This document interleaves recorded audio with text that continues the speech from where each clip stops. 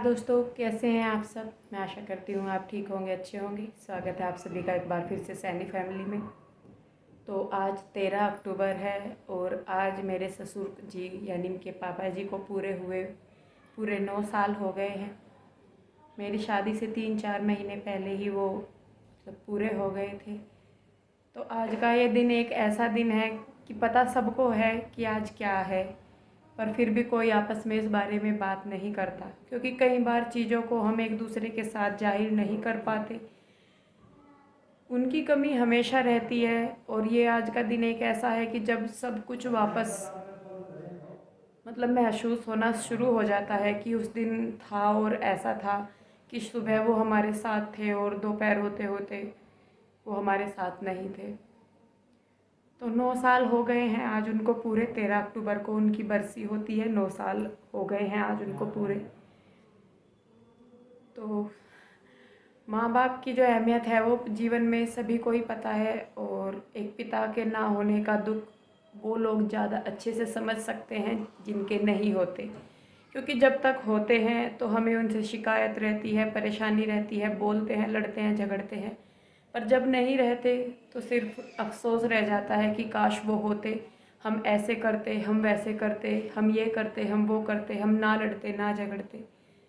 पर जो मेरे ससुर थे, मेरे पापा जी, वो एक ऐसे इंसान थे कि आज उनको ना होने पर 9 साल हो गए हैं, लेकिन आज भी कोई भी इंसान आपको ऐसा नहीं मिल पाएगा जो उनके बारे में ये बोल दे कि वो इंसान अच्छे नहीं थे।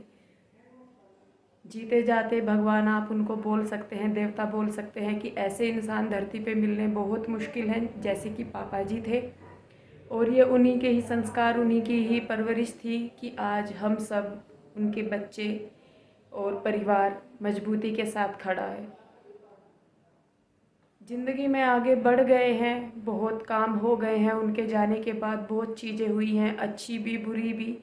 पर जो हर चीज़ में जो कमी थी सिर्फ उन्हीं की थी, और जो आज तक पूरी नहीं हुई है।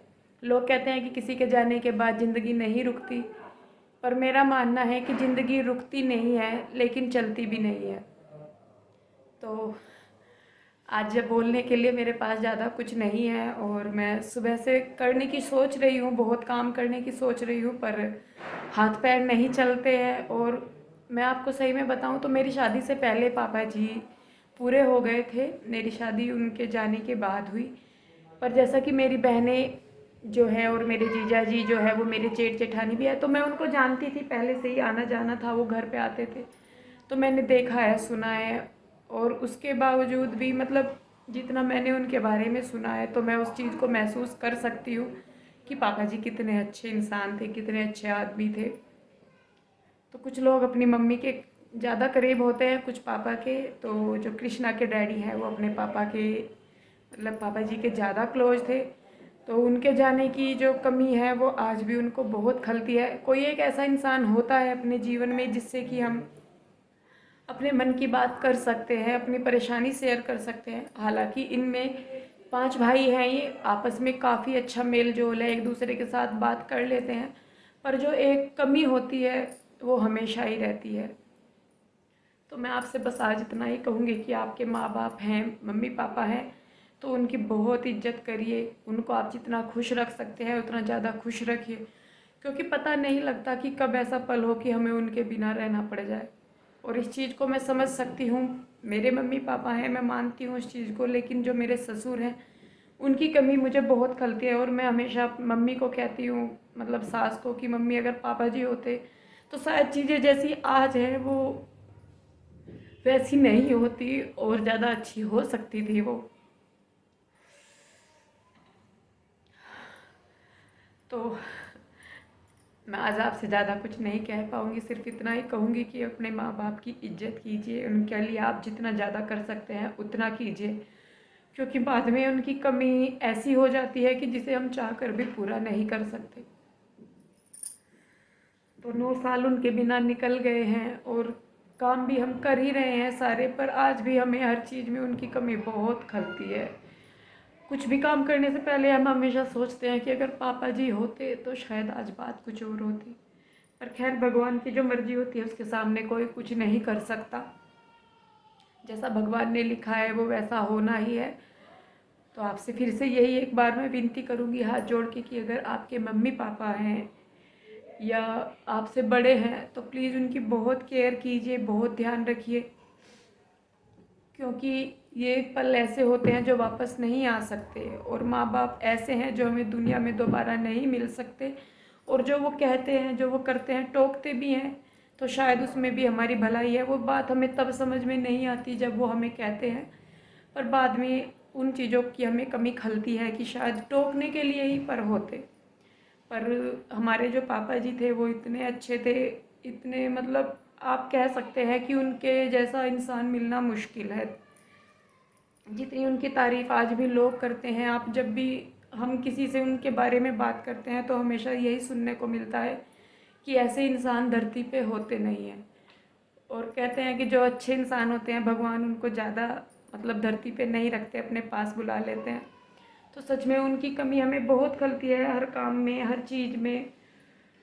तो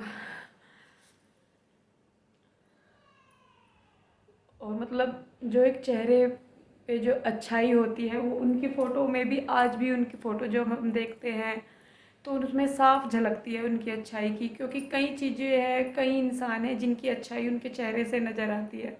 तो पापा जी जो हैं हमारे बहुत अच्छे थे। तो मैं भी आप सबको दुआ करूँगी आप सबके लिए कि आपके माँ बाप आपके साथ जितने ज़्यादा लंबी उम्र तक रह सके उतना अच्छा है, और आप उनके लिए जितना ज़्यादा करेंगे उतना आपके लिए अच्छा है, क्योंकि माँ बाप की दुआएं, उनके संस्कार कभी खाली नहीं जाते।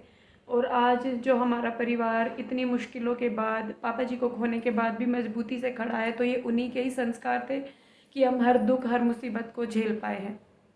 तो फिर आज उनको 9 साल हो गए हैं, और जैसा कि मैंने कहा कि हम सब जानते हैं कि आज उनको गए हुए इतना टाइम हो गया है, पर हम एक दूसरे से इस बारे में बात नहीं कर पा रहे हैं, क्योंकि बहुत सी चीज़ें होती हैं जो हम एक दूसरे के साथ शेयर नहीं कर पाते।